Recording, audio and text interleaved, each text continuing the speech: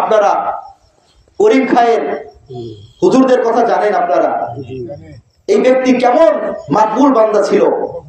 যখন পুরো আপনাদের গজারিয়ার মানুষ হুজুরের কাছে গিয়েছে, হুজুর আর তো আমরা সহ্য করতে পারতেছি না, কোথাও বৃষ্টি নেই, বৃষ্টি না হওয়ার কারণে জমিনগুলো ফেটে গিয়েছে, পশু পাখিগুলো ঘাস খাইতে পারতেছে না, ঘাসের অভাবে গরু বাছুরগুলো চিকন হয়ে গিয়েছে, হুজুর আপনি একটু দোয়া করুন। আর ক্ষেতগুলো ফসল হচ্ছে না, মানুষগুলোর কষ্ট হচ্ছে গরমে, আপনি একটু আল্লাহর কাছে দোয়া করুন।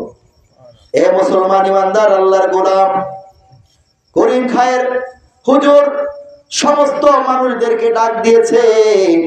সবাই হুজুরের ডাকে সাড়া দিয়ে ফাঁকা একটা জমিনের মধ্যে সবাই একত্র হয়েছে। ওই করিম খায়ের হুজুর আল্লাহর কাছে এমন ভাবে কান্না করতে লাগলো, কান্না করতে করতে আল্লাহ পাক রব্বুল আলামিন এমন প্রখর রোদের মধ্যে এমন ভাবে বৃষ্টি দিতে লাগলো, যারা দেখেছে তারা বলেছে বৃষ্টির কারণে পুরো জমিন সিক্ত হয়ে গেছে। এগুলো আমরা দেখেছি, আমাদের চোখের সামনে হয়েছে।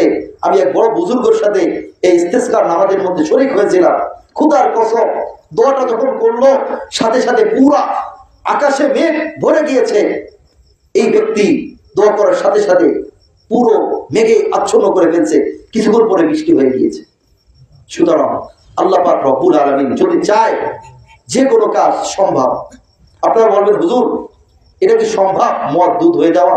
এটা সম্ভব। আল্লাহ পাক রব্বুল আলামিন কাউকে যদি বাঁচাইতে চায় এটা সম্ভব।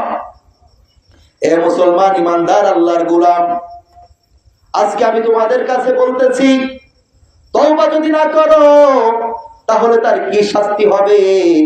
তওবাকারী ব্যক্তির ফাওয়ায়েদ তো আপনাদের সামনে বর্ণনা করলাম।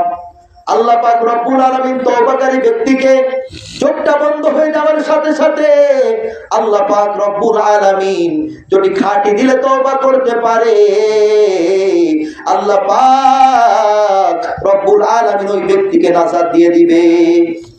আর যদি তুমি তওবা না করো তাহলে তোমার কি শাস্তি আছে? আল্লাহ পাক রব্বুল আলামিন সূরা ইয়াসিনের মধ্যে বলতেছেন, তুমি যে পাপগুলো করতেছো এই পাপগুলো কিয়ামতের দিনে আল্লাহ পাক রব্বুল আলামিনের সামনে প্রকাশ পেয়ে যাইবে।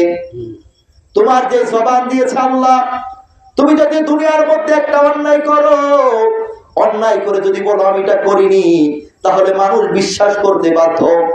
তুমি যদি কোনো প্রমাণ না রাখো, যদি তুমি